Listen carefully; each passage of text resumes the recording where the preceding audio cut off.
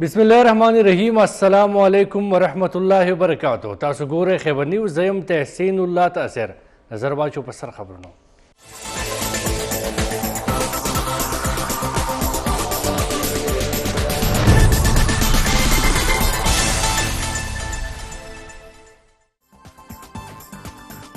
د वज़ीर आज़म शहबाज शरीफ په مشرۍ کې وفاقي کابینې غونډه شوې. وزیر اعظم ویډیو لینک د لارې کابینې غونډې مشري کړې.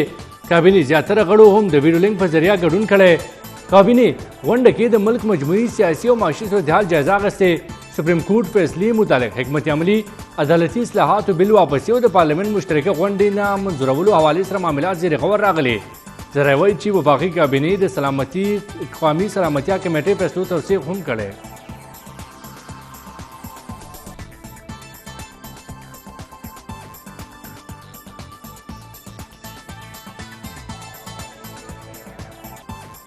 صدر مملکت لخوا د سپریم کورټ بل پارلمنت ته واپس لیږلو په معامله د وزیر شهباز شریف رد عمل راغلی. شهباز شریف وایي چې صدر عارف الوي لخوا د پارلمنت نه منظور شوی بل واپس کول ډیره افسوس خبره ده.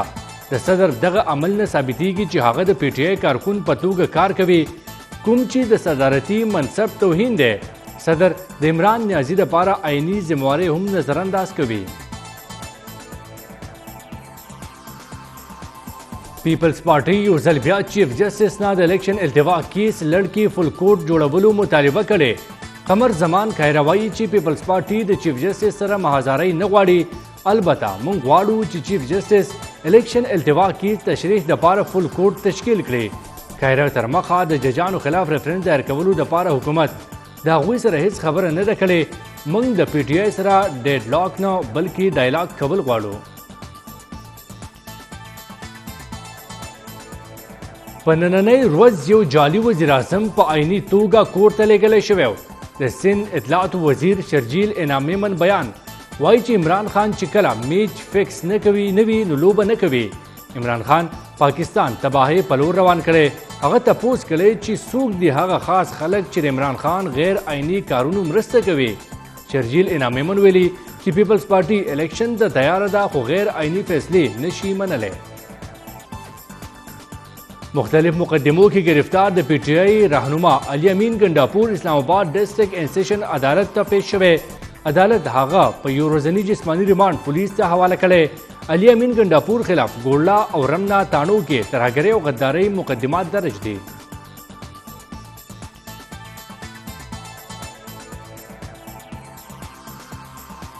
د ضلع خیبر باړي چودنه کې د شهیدانو ځوانانو نائب صوبیدار حضرت ګل او سپاهي نذر الله جنازې منځونه ادا شوې. ایس پی آر وایي چې په جنازه کې کور کمانډر پیښور فوجي او سیول چارواکو سره لوی تعداد کې مقامي خلکو شرکت کړی. دواړه شهیدان شوي ځوانان فوجي اعزاز سره خاورو ته سپارلی شوي. دواړه سکیورټي اهلکار تېره ورځ باړه کې شوي چاودنې دوران شهید شوي وو.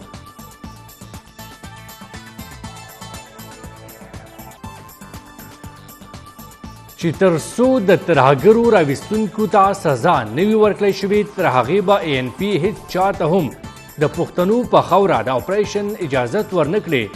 د عوامي نیشنل پارټۍ صوبایي صدر ایمل ولی خان بیان وایي چې د پښتنو په خاوره د اپریشن کولو نړوان دي. د ترهګرو سهولتکاران یعنې عمران خان، عارف الوي، محمود خان او بیرسټر سیف گرفتار کړی شي او پوښتنه دې ترې وکړی شي چې ترهګري چېرته آباد کړي دي.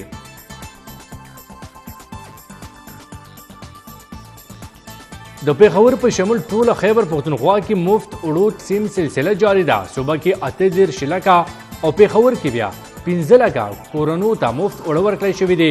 محکمه خوراک وایي چې 25مې روژې پورې به ټول مستحقینو ته سرکاري اوړه فراهم کولی شي. د اولس اسانۍ دپاره اوړه ویلیج او نیبرهوډ کونسل په سطحه تقسیمیږي.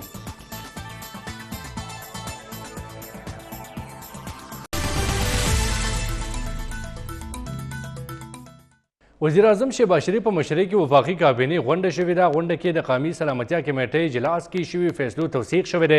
ذرایع وایي چې په غونډه کې د وفاقي حکومت له اړخه پنجاب اسمبلي انتخابات دپاره الیکشن کمیشن ته فنډ ورکولو یا نه ورکولو په اړه باندې هم فیصله شوې ده. شهباز شریف د ویډیو لینک په ذریعه وفاقي کابینې اجلاس صدارت کړی دی. اجلاس کې د کابینې غړو په شمول حکومتي قانوني ټیم هم ګډون کړی. ذرایع تر مخه اجلاس کې وفاقي حکومت له اړخه د پنجاب اسمبلي انتخابات دپاره الیکشن کمیشن ته فنډ ورکولو متعلق هم فیصله شوې ده. اجلاس کې وفاقي حکومت د کابیني سیاسي معاشي صورتحال جایزه اخیستې او صدر مملکت لخوا د سپریم کورټ پریکټس اینڈ پروسیجر بل واپس پارلیمان ته لیږلو باندې غور شوی دی. سره ویلي دي چې په اجلاس کې د قومي سلامتیا غونډه کې شوي فیصلو توثیق شوی. دې نه علاوه اجلاس کې د وفاقي کابینې حکومتي قانوني ټیم سره مشاورت کړی او د سپریم کورټ متعلق قانوني معاملاتو باندې غور کړی دی. وزیر اعظم شهباز شریف ویلي دي چې صدر ډاکټر عارف علوي د پارلمان نه منظور شوی سپریم کورټ بل واپس کول ډېره د افسوس خبره ده. د صدر دغه عمل نه ثابته شوې چې هغه د پی ټی آی کارکون په توګه باندې کار کوي. د صدر مملکت د پی ټی آی کارکون په توګه کار کول د صدارتي منصب توهین دی. په ټویټر باندې خپل بیان کې وزیر اعظم لیکلی دي چې صدر ډاکټر عارف علوي د پارلمان نه منظور شوی سپریم کورټ بل واپس کول ډېر افسوسناک دي. د صدر دغه عمل داسې ښیي چې هغه د پی ټی آی کارکون دی. وزیر اعظم مخکې ویلي دي چې د صدر مملکت د پی ټی آی کارکون په توګه باندې کار کول د صدارتي منصب توهین دی. دې نه ثابت شوی چې هغه د عمران خان لپاره عیني ذمهواري نظرانداز کوي. د پیپلز پارټۍ راهنما قمر زمان خیره ویلي دي چې پیپلز پارټي د چیف جسټس سره په محاذرۍ کې انتهایی ګامونه نه غواړي. پیپلز پارټي بس دومره غواړي چې چیف جسټس دې فل کوډ جوړ کړي. پی ټی آی سره ډیډلاک نه بلکې ډایلاګ غواړو. پیپلز پارټۍ غړي قمر زمان خیره ویلي دي چې موږ د چیف جسټس سره په محاذرۍ کې انتهایی ګامونه نه غواړو. پیپلز پارټي بس دومره غواړي چې چیف جسټس دې فل کوډ جوړ کړي. هغه ویل چې د ججانو خلاف ریفرنډم دایر کولو لپاره حکومت د پیپلز پارټۍ سره په سرکاري کچ هیڅ خبره نه ده کړې. پیپلز پارټي د پی ټی آی سره ډیډلاک نه بلکې ډایلاګ کول غواړي. د سپریم کورټ بار اسوسییشن ایگزیکټیو کمیټې لس اراکینو د بار صدر او سیکریټري په بیان تشویش څرګند کړی. وایي چې سپریم کورټ بار صدر او سیکریټري په بیان اعتماد کې نه یو اخیستې شوي. صدر او سیکریټري بیان کې د پارلیمان په بالادستۍ حملې کوشش شوی. ایگزیکټیو کمیټې اراکینو د چیف جسټس نه ټول تحفظات ختمولو لپاره په فوري توګه د فوډ کورټ رابللو غوښتنه کړې ده. سپریم کورټ بار اسوسییشن ایگزیکټیو کمیټې لس اراکینو مشترکه بیان جاری کړی. اراکینو د بار صدر او سیکریټري په بیان تشویش ښودلی دی.